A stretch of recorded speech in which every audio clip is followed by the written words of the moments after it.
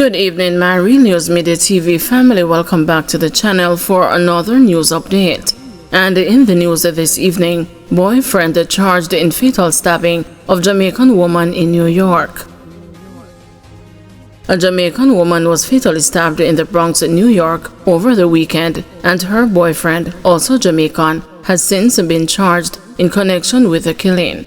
Tamara Rowe, a 40-year-old former employee of the Gleaner Company Limited, was found with multiple stab wounds at her apartment on East 232nd Street in the Wakefield section of the Bronx about 8:30 p.m. on Saturday.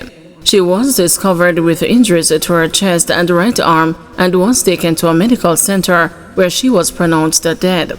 Rowe's partner, 39-year-old Khalil Cooper, was arrested on Monday and is facing murder and other charges. The New York Police Department said the incident stemmed from a domestic dispute. According to relatives, Rowe migrated to the United States more than a decade ago and worked as a home health aide.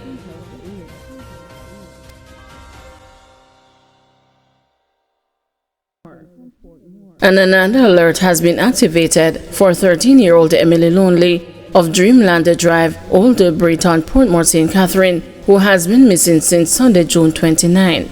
She has a brown complexion, a slim build, and stands about 160 centimeters or 5 feet 3 inches tall. Reports from the Portmore police are that at about 1 p.m., Emily was last seen at home wearing a gray long-sleeve sweater, black leggings, and a pair of pink Crocs. She has not been heard from since. Anyone knowing the whereabouts of Emily Lonely is asked to contact the Portmore police at 876-949-8422, the police 119 emergency number, or the nearest police station. Victim impact statement from Maria Deane's mother presented during COP's sentencing hearing.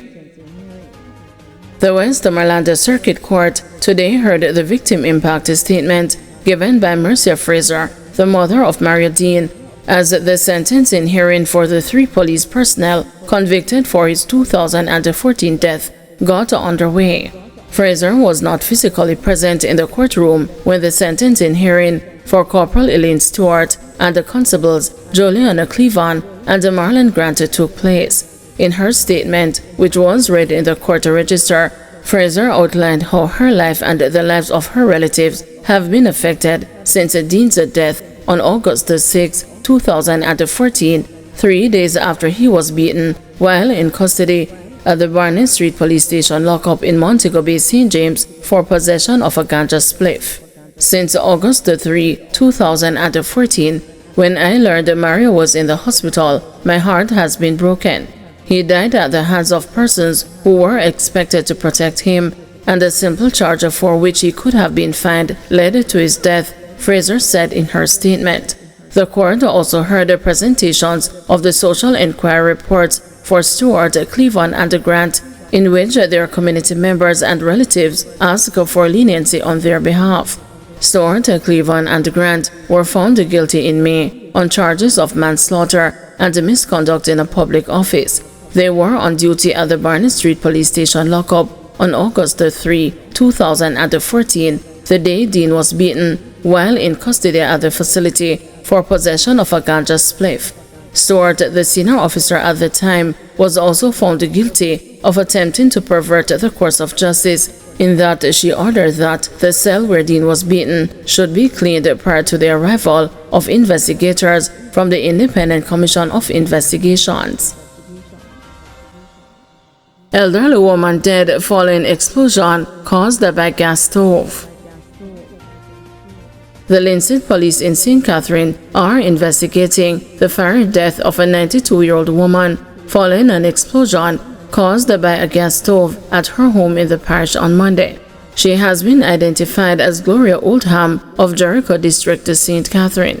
Reports are that about 4:30 p.m., Oldham was at home when she lit a gas stove and it exploded, causing her to suffer severe burns. The senior citizen was assisted to the Linseed Hospital, where she succumbed to her injuries.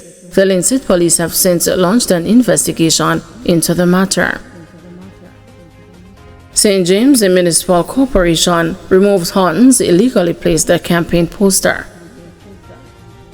A campaign billboard bearing the image of People's National Party caretaker for St. James West Central, Dr. Andre Horton, was among several posters removed on Monday from an advertising board in Montego Bay by the St. James Municipal Corporation. The enforcement operation was carried out in the vicinity of the Pie River Cemetery. Chairman of the Commercial Services Committee of the Municipal Corporation and the Council for the Montego Bay Southeast Division, Arthur Lynch, says Dr. Horton's campaign team failed to pay the required fees for access to the Revenue Advertising Board. In an interview with the news, Mr. Lynch said while the Supreme Court earlier this month blocked the Municipal Corporation from removing or interfering with signage directed by Dr. Horton and the two other prospective candidates in St. James, there was a proviso attached by Justice Lorna Shelley Williams. The PNP representatives had sought and were granted permission to pursue a judicial review of the St. James Municipal Corporation's decision to remove their election campaign signs. In her ruling, Justice Shelley Williams said all signs are to be secured to the relevant fixtures and are not to be attached to revenue earning boards unless the relevant fees have been paid. We have identified a breach pertaining to a matter that's still before the court. This individual continued to disregard the law. Remember, they sought an injunction to prevent us from removing what we deem as illegal, and they were successful in that regard. However, the ruling was so clear that in our revenue space, they must pay, a matter that started this contention from day one. As far as I'm aware, as the chairman of the Commercial Services Committee at the St. James Municipal Corporation, no payment was made by his entity to use this space. Therefore, it was illegally placed. I encourage this gentleman on the poster to operate within the confines of the law and desist from free riding, dependency, advertising, and disruptive politics. And as such, I hereby ask the St. James Municipal Police enforcement officers to go ahead and to remove all illegal signs within the space of our revenue board in the parish of St. James. Expect delays in blood test results amid a protest by medical technologists, says the WRHA. Hospitals in the country's western region have moved to outsourcing the investigation of blood tests to private facilities as medical technologists remain off the job for a second day. The medical technologists at the Cornwall Regional, Falmouth and the Savannah Lamar hospitals are upset about long-standing concerns over their welfare and working conditions. This group of workers perform critical blood investigations that support the work of clinicians in diagnosing and treating patients. Dr. Delroy Frey, clinical coordinator for the Western Regional Health Authority, says persons awaiting blood test results should expect delays until normal operations resume. The medical technologists are represented by the Union of Technical, Administrative, and Supervisory Personnel. Thank you everyone for watching. See you tomorrow morning at 6 a.m. for another news update.